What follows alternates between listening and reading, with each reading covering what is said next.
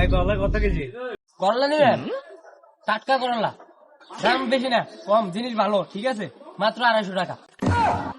মিয়া করলার দাম কইলেন না পুরো দোকানের দাম কইলেন? আই কি কর মিয়া, করলার দাম ঠিক আছে, ইরান ইসরায়েল যেমিনে যুদ্ধ লাগছে এই জন্য জিনিসের দাম বেশি।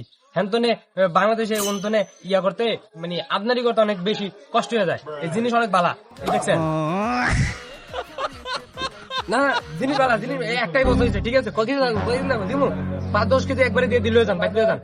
আরে মিয়া ইরান আরে এই যে আমেরিকার জুতোতে তেলের দাম আছে, করলা লাগে এই যে জুতো কি সম্পর্ক মিয়া?